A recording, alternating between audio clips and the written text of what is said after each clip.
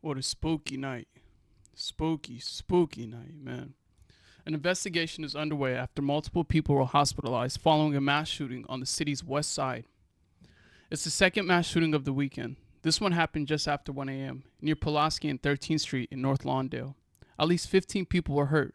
The Chicago Fire Department said it transported at least 7 people to area hospitals. At one point, a person was being taken away on a stretcher. Police said a suspect was captured a short distance away and placed into custody. A handgun was also recovered. A witness in the front of the building saw a fight break out in the back at a Halloween party there. Things quickly escalated. One man was rejected entry at the door following the DJ's announcement the party was coming to an end. They told him he couldn't come in, and he must have gone to his car and came back and started shooting. Damn. A local comedian says he was inside when shots rang. Gunfire everywhere. Everybody ducked. Everybody screaming. Ah, I was screaming too. I was trying to help people and cover people, said the comedian. Instagram video shows the small venue was packed. Damn. So basically, I guess this had happened because, I mean, we've all partied in our ages, well, in high school or whatever, college, and these guys weren't allowed to be in the party.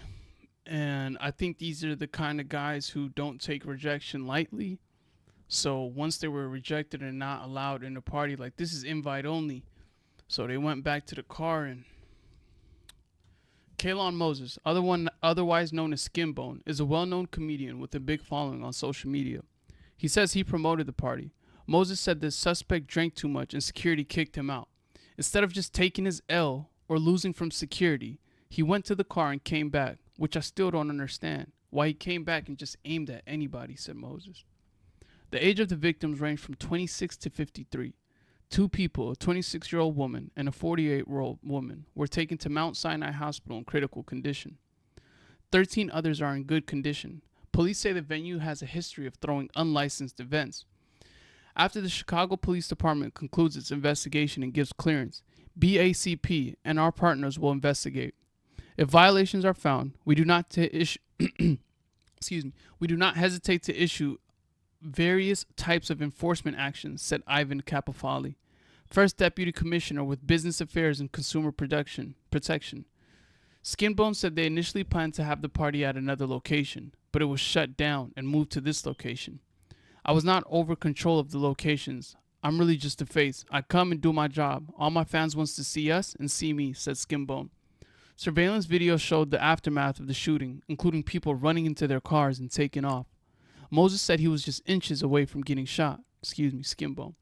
The first shot was just 2 inches from my face, he said. I was sitting by the front door. I shouldn't have been sitting there, but that's where you come and everybody greets you. Moses said what makes matters worse is that the events was supposed to be a peace party, pushing peace. He said he feels obligated to apologize to those who attended the event. Police say they will open an emergency assistance center Tuesday for those affected by this mass shooting, as well as anyone affected by gun violence. The investigation into the shooting is ongoing. Damn. Oh my goodness. Condolences and speedy recovery to everyone involved. This is, it's a very, there's a lot of layers in this situation. It's a lot to unpack. Now, Chicago is synonymously known as Chirac, which is Chicago and Iraq. And Iraq is a war-torn area that's notorious for war, right? So if you're comparing contrasting a city state to a whole country that's army and other, like, that's crazy. Anyways, that's just to preface the story. If, like he said, someone was at the party and then left the party because they were kicked out, right? Typical. Like, hey man, you too drunk, you gotta go home, you messing up the vibe, people ain't rocking with it. Cool, well, that's understandable. But the reason why I say it's a lot to unpack is because Chicago, I think it's a safe assumption to say that a lot of people are affiliated in Chicago, right? So we've all heard the term um retaliate. I don't even know the term, man. I'm trying to sound all professional now. Niggas gonna see about that. If people were shot even if they weren't intended to be shot, they weren't the people that they were coming to get. Niggas was shot. These people have family members.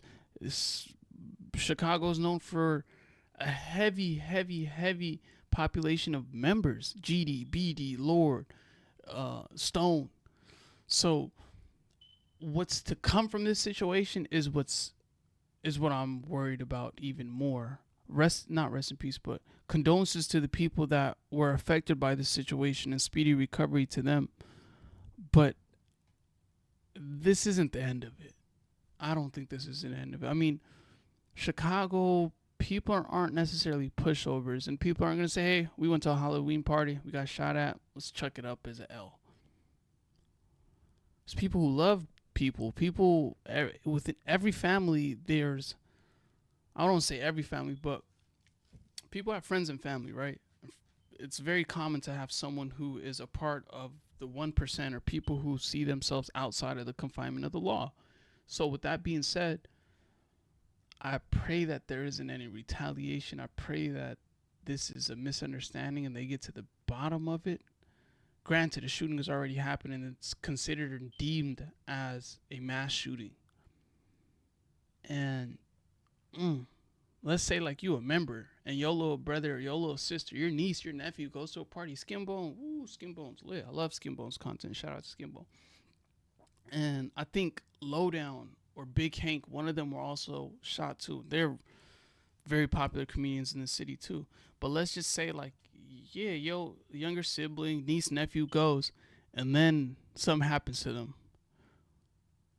And these people come from certain standards, come from certain beliefs. So that's where I think it kind of gets tricky at. So, what do y'all think though? Oh man, damn man. I mean, Skinbone said I was not over. This is quote unquote verbatim. I was not over control of the locations. I'm really just a face. I come and do my job. All my fans want to see us and see me. So it sounds like he was booked to be a talent or to be someone who's coming to the event, and excuse me, and not someone who's necessarily organizing the event. Because if that was the case, then I think he'd be liable for lack of security, lack of this, lack of that.